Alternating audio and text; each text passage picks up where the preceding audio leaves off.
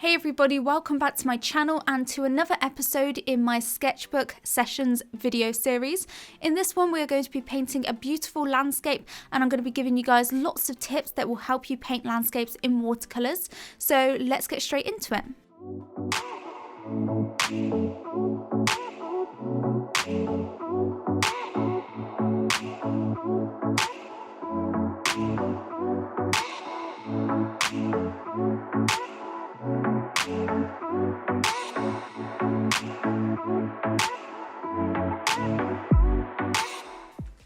As always, I start by getting my sketchbook ready by using washi tape to create borders around the edges and binder clips to help stop the painting from warping.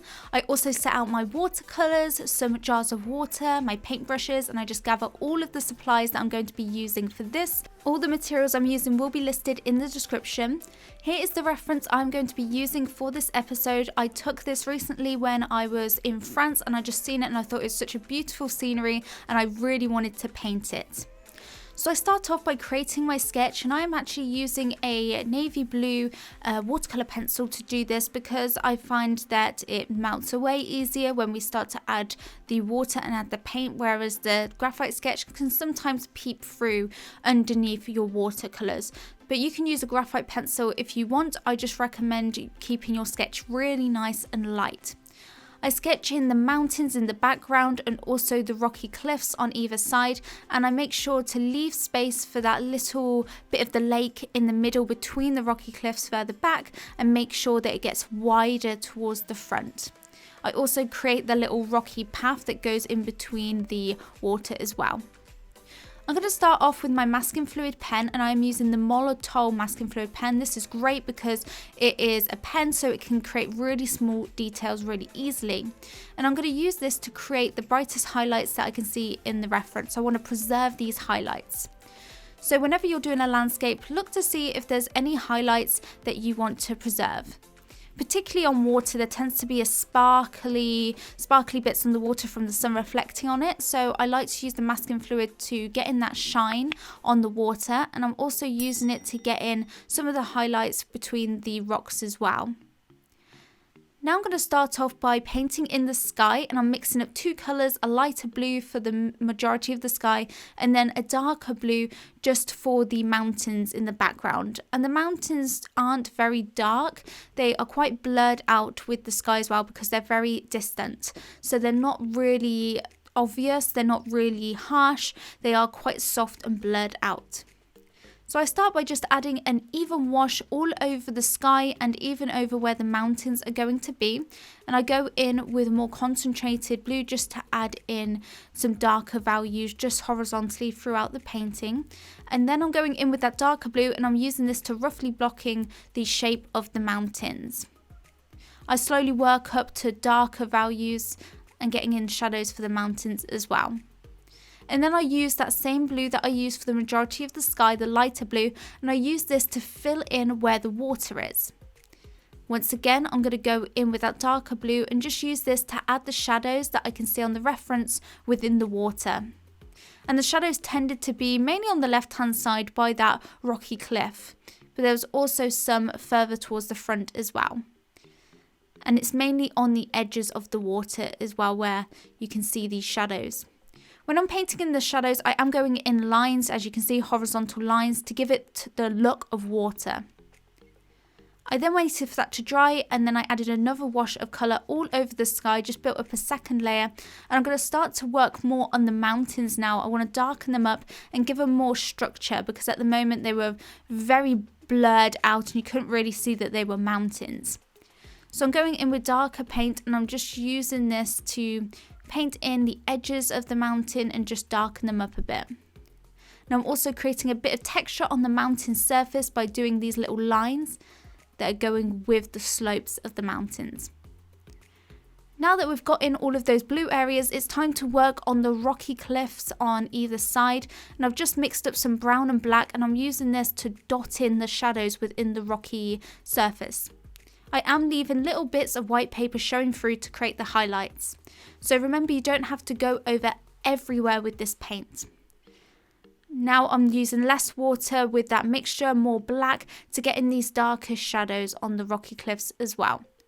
I keep looking at my reference to see where the shadows are. And I'm just using a tapping motion as I'm getting in the rocky texture. Now that I've done that main rock cliff surface, it's time to paint in some of these trees that you can see further in the background. I start off by painting in the tree trunk and then I create the little branches coming off. For the thinner ones, I do little lines for the branches, but where it's more full, I just do a tapping motion. And I also mix in some green into the trees as well as just doing some that are black, because there was some trees that were a bit more shadowed and then there was some where you could see a bit more of the greenery. And I also mix in a bit of brown as well. And like I said, to create foliage within the trees, I'm using a tapping motion, as you can see. I don't include too much details in the trees because they are quite distant, so we can't see lots of detail. And I'm also going in and I'm tapping in a bit more shadow and some more opaque green values. Once again, I'm just darkening up some of the shadows on the water, because as the watercolor dries, you may notice that you do need to go in and darken up certain areas a bit more than you thought you needed to. So now once we've done all that, I'm moving on to that rocky path going in between the water, and I'm just using a brown mixed in with purple to add a wash and also some Payne's grey to create the water in between the rocks. At the moment I'm doing this very messily though. I'm also using a darker brown to create those shadows where that main tree is, and I'm going to go in with some greens and just get in where all of the grass is as well. I'm making sure to blend the green into the brown a little bit, and I'm also going to work in some darker greens to create the shadows within the grassy areas. When you're painting landscapes, it's really important to create depth in your work. So you do want to create the objects further in the distance, you want them to be more blurry, more out of focus, and then anything further towards the front is going to have naturally more detail to it.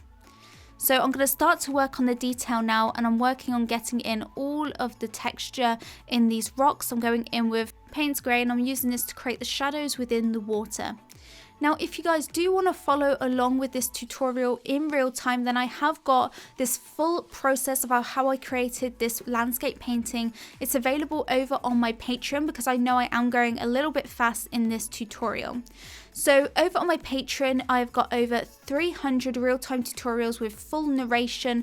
I offer the reference images, the sketch outlines, and also a full materials list, so that you really can follow me every step of the way.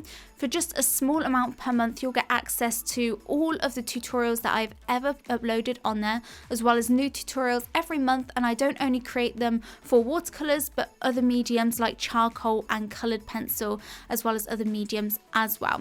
So I will leave a link in the description if you want to check that out.